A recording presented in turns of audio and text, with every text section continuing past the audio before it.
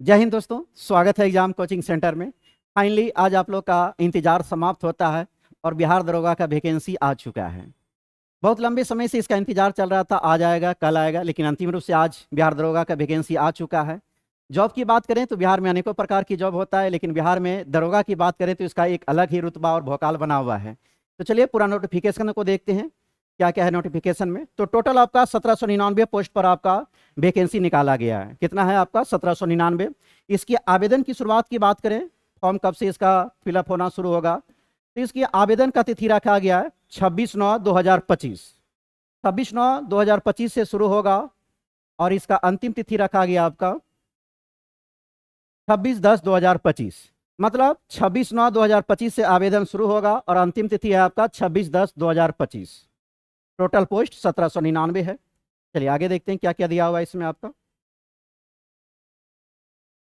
आवेदन के लिए पात्रता के बारे में दिया गया है कि योग्यताएं क्या होनी चाहिए।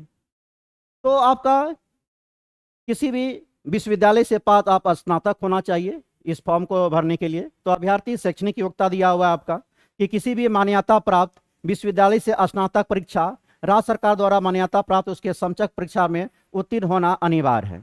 दूसरा पद, इसकी आयु सीमा को लेकर अगर देखेंगे आयु सीमा क्या रखा गया है, तो पहला पॉइंट पे यहाँ पे ध्यान देंगे, समान वर्ग के लिए मतलब यूआर के लिए। यूआर के लिए पुरुष का एज कितना रखा गया आपका? 20 वर्ष। यूआर के लिए एज रखा गया है 20 वर्ष पुरुष के लिए है, और आपका अधिकतम एज इसका रखा गया है 37 वर्ष। वहीं यूआर में महिला की बात करें तो यूआर महिला में न्यूनतम एज 20 वर्ष रखा गया है और अधिकतम एज कितना है? 40 वर्ष। यह था आपका जनरल कैटेगरी का। दूसरा पॉइंट वहां पे देखेंगे तो पिछड़ा वर्ग, पिछड़ा वर्ग और अत्यंत पिछड़ा वर्ग पुरुष एवं महिला दोनों के लिए न्यूनतम एज है 20 वर्ष। मतलब कम से कम 20 वर्ष पूरा होना चाहिए तभी वह स्टूडेंट फॉर्म को भर सकते हैं। और अधिकतम एज कितना? 40 वर्ष। मतलब पिछड़ा और अत्यंत पिछड़ा वर्ग के लिए आपका 20 वर्ष न्यूनतम रखा गया, अधिकतम 40 वर्ष रखा गया। वहीं SC ST की बात करेंगे, SC ST पुरुष और महिला दोनों के लिए आपका न्यूनतम एज 20 वर्ष रखा गया और अधिकतम एज कितना है? 42 वर्ष है।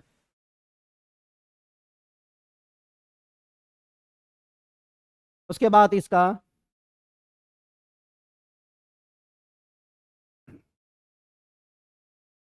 शारीरिक मापदंड के बारे में दिया गया है कि हाइट क्या होना चाहिए। तो शारीरिक मापदंड को देखेंगे तो यहाँ पे आपका दिया हुआ है समान वर्ग के लिए, समान वर्ग के लिए 165 होना चाहिए। समान वर्ग के लिए पिछड़ा वर्ग एवं समान वर्ग एवं पिछड़ा वर्ग के लिए पुरुष का हाइट कितना होना चाहिए? 165 सेंटीमीटर होना चाहिए।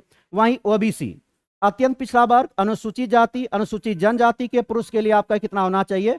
160 सेंटीमीटर होना चाहिए। ओबीसी SC ST सभी के लिए कितना होना चाहिए? 160 सेंटीमीटर। और आपका जनरल के लिए कितना है? 165 सेंटीमीटर और पिछड़ा वर्ग के लिए। वहीं महिला की बात करें तो सभी वर्ग, चाहे वह जनरल कैटेगरी से आता हो, ओबीसी हो या SC ST, सभी के लिए न्यूनतम ऊंचाई कितना रखा गया है? 155 सेंटीमीटर। उसके बाद आपका यहाँ पे दिया हुआ है सीना के बारे में, तो इसको पढ़ लेंगे। बिना फुलाए 81 सेंटीमीटर, फुलाकर कितना होना चाहिए? 86 सेंटीमीटर। फॉर्म भरने के पहले एक बार नोटिफिकेशन को अच्छे से पढ़ लेंगे। मोटे तौर पे आपको बता देते हैं क्या क्या जरूरी है इसमें आपका।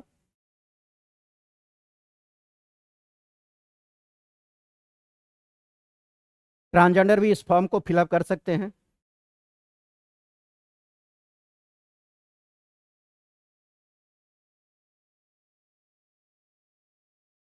इसका हम लोग प्रमुख चीज देख लेते हैं, नियुक्ति। नियुक्ति का क्या प्रक्रिया रखा गया है।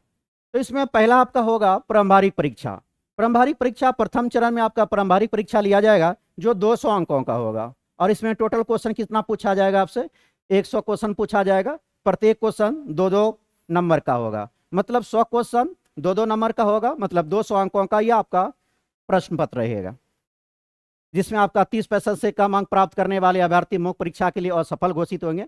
मतलब आपका 200 में 30% नंबर लाना अनिवार्य होगा, तभी आप मुख्य परीक्षा में बैठ सकते हैं। दूसरा चरण आपका इसमें, दूसरा चरण में मुख्य परीक्षा होगा। इसमें 2 पत्र होता है, एक होगा आपका हिंदी और एक भाषा के लिए होता है, और दूसरा होगा आपका समान अध्ययन वाला। अगर इसमें देखा जाए पहला पत्र भी आपका 200 अंकों का होगा जो हिंदी का रहेगा, या 2 घंटा का इसमें समय दिया जाएगा। प्रश्नों की संख्या 100 होगा। इसमें आपका 30% अंक लाना क्या है? अनिवार्य है। मतलब पहला पेपर जो आपका भाषा का होगा उसमें 30% नंबर लाना अनिवार्य है। मतलब 200 का 30% आपको निकालेंगे तो कितना हो जाएगा, 60 नंबर।